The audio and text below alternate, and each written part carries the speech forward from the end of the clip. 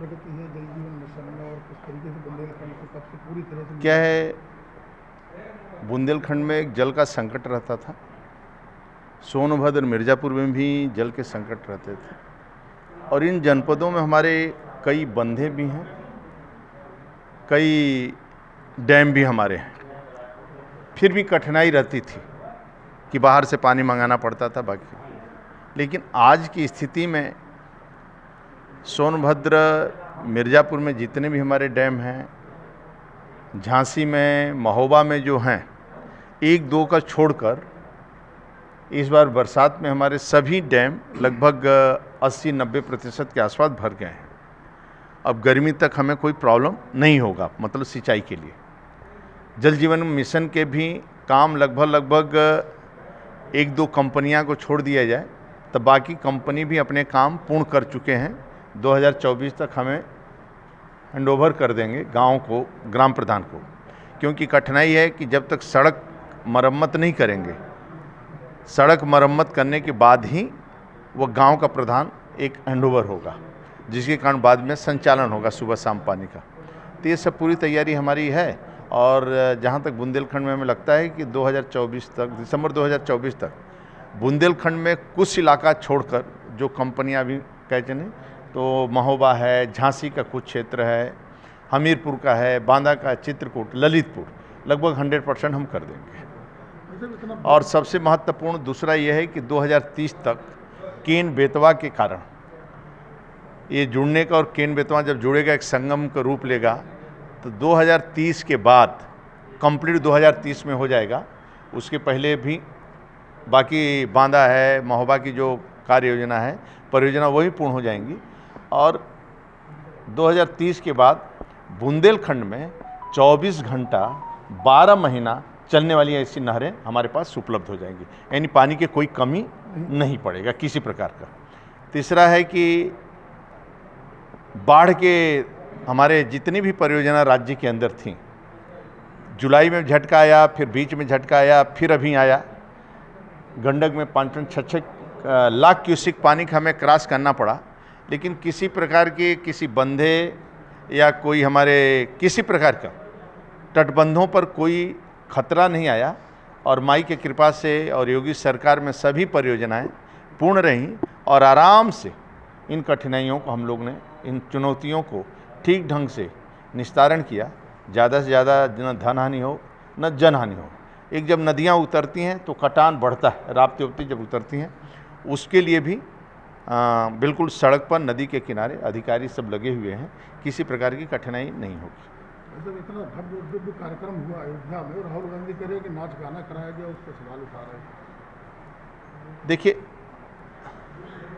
वंशवाद और परिवारवाद की जितनी भी पार्टियां रहती हैं, यदि कांग्रेस के मुखिया उस समय आज़ादी के बाद उनको परिवार से न मोह ममता रहता, तो जिस प्रकार नेतृत्व था आज़ादी के बाद, सरदार पटेल का, बाबा भीमराव अंबेडकर का, डॉक्टर श्यामा प्रसाद मुखर्जी का, डॉक्टर राजेंद्र प्रसाद का, पुरुषोत्तम दास टंडन का, उसके पहले सुभाष चंद्र बोस का, आज हमारा देश पता नहीं कहाँ से कहाँ पहुँचा होता।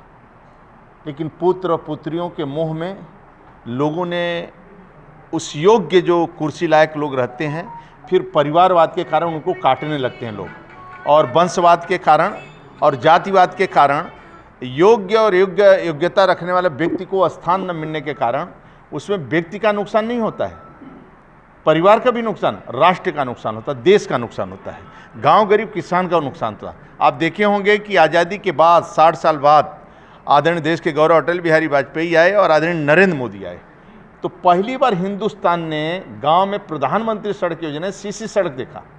4 लेन 6 लेन की सड़कें देश के गौरव अटल बिहारी वाजपेयी के समय शुरू हुई। नदियों को जोड़ने का भी सपना था।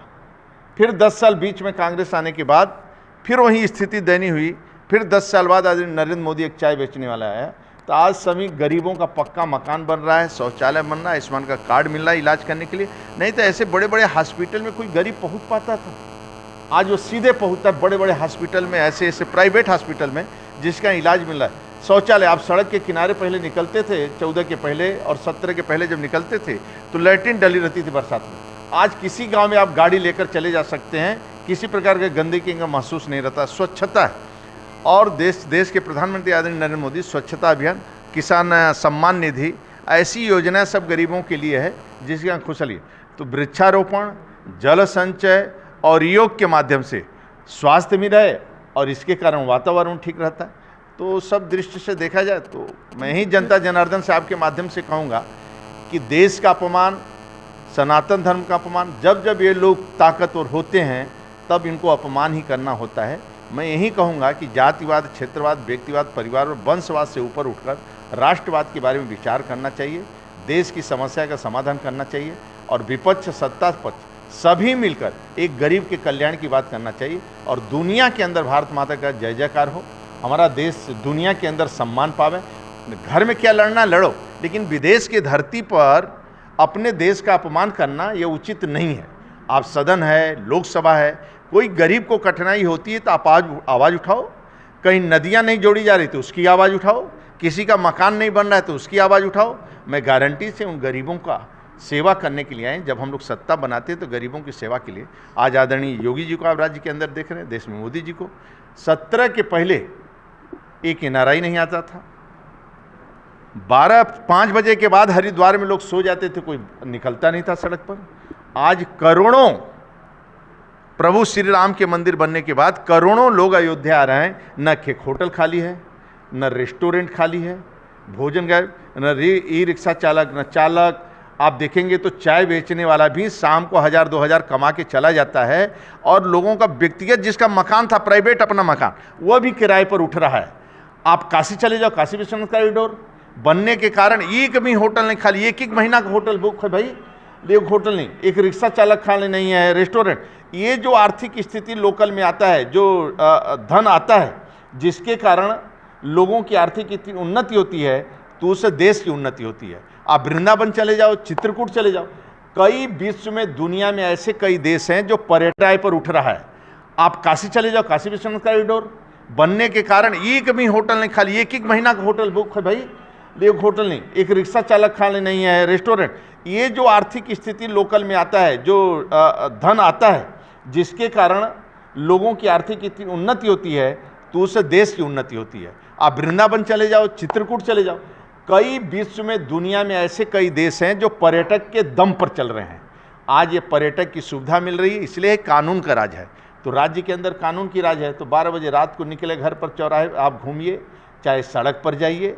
5 बजे बेटी पहले निकलती थी, आज 12 बजे रात को अयोध्या जाए झांसी से, कोई रास्ते में बोलने वाले न छड़े। इसलिए आज अखिलेश यादव को तो नहीं लग रहा है कानून का राज है। जनता फिर भी जनता जनार्दन बीच बीच में लोगों को सिखाती रहती है, बीच बीच में। तो इसलिए आप लोगों ने तो स्वयं देखा सपा बसपा का शासन, इसलिए मैं पूर्ण विश्वास के साथ कहूँगा कि जनता जनार्दन का आशीर्वाद, आप सबका आशीर्वाद आदरणीय मोदी योगी जी के साथ।